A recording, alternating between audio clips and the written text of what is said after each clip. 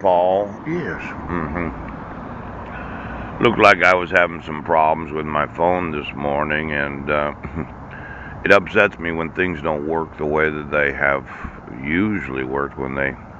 That's the funny thing about electronics. When they don't do what they should be doing every day the way that it works, yeah, you get to thinking about it, sitting here with no money and the possibility of somebody touching my personal electronics so as to cause the videos to be cockeyed where my face is like to the left or to the right. Yes. I've had a lot of those videos that I put on YouTube, approximately 10,000 of them, where I've documented lawsuits.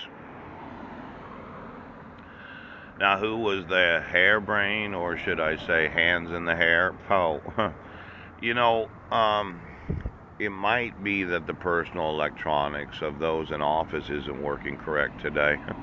You ever had that experience where the same phone that you've been using every day all of a sudden doesn't work? And I've heard different types of excuses about why electronics shouldn't work the way they do. Oh, the fuse burnt out, or the connection wasn't working, or some other thing. And there's no moving parts in electronics. Did you notice that? Did your fan go out today? Oh. Now, electronics are not like the mechanics of an automobile. Yes. They're designed to work a certain way, and when you wake up and it doesn't work the way that it worked yesterday, you kind of have to ask yourself, well, what idiot decided to think that electronics were just like mechanics? Yes. Now, today, how are your personal electronics working? You have a cell phone? Chooch. Personal computer? Yeah. Tablet PC? You have a desktop at work that's connected to a communication system? Yeah. And there's a big question about if you go to work tomorrow, will that piece of electronics work the same way it did today? I have noticed that those in the family, they like to laugh their asses off at causing unnecessary damages, injury. Yes. They like to kind of make it sound like, well, things are just not working like they did yesterday, and we don't know what the real reason is. I mean, you could walk into the library and turn a computer on, and then, oh, I don't know why it happened the way that it happened. Well, it's obvious that somebody broke it. You ever think about the person that uses the computer before you? Yeah, it worked for them, didn't it? Yes. But then it doesn't work for you. Ouch. Is it that difficult to really identify those that damage government property? Oh, I don't think it is. Now, I had mentioned the Library of Congress. Yes, they've been around for more like 250 years. Could somebody see when they first got started? Choo choo. Let's say you walked into the Library of Congress and they're doing some investing, and they're trying to decide what to invest those funds in, and they've been doing that for 250 years. I mean, we just started up this. You know, is the electronics in the Library of Congress working? Ooh. Somebody asked me, what should we do with the intellectual property of the United States of America? And I thought, well, let's put it in the Library of Congress. I was thinking about a judge this morning that said, well, I have the right to be on a person. I thought, no, you actually don't. So you don't have the right to control my nerve endings. You don't have the right to know what I think. Pooch.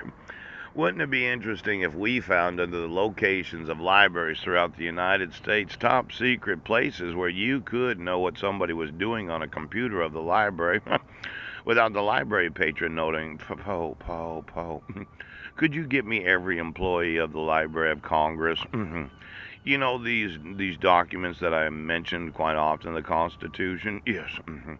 I had personally wanted to upgrade the Library of Congress's building and the various properties that they've owned for what could be centuries. Yes.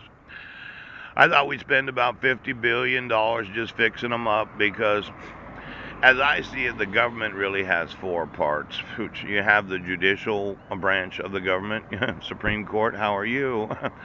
How does that really, let's say I was to sue those that are oaths in the Supreme Court, and I proved a fraud of the office of the President of the United States. Now, is there any precedence for allowing? Do you still hear cases, or is it a question in Article 2, Section 3? I know the president was busy yesterday, and he has the responsibility to take care to faithfully execute all the laws of the United States. Now, as those 9 Supreme Court justices, or 7, I'm not quite sure how many there are, you appointed a new guy, did you? Then there's Gorsuch, the old guy, Pooch Keenan. And then there's Sotomayor, yes. How is Ginsburg? Ginsburg, excuse me, what is the constitutional interpretation of take care to faithfully execute the laws of the United States? How does the Supreme Court interpret that? Is that, well, if I know that a law is being violated and I decide to not execute the law, can you have executed the...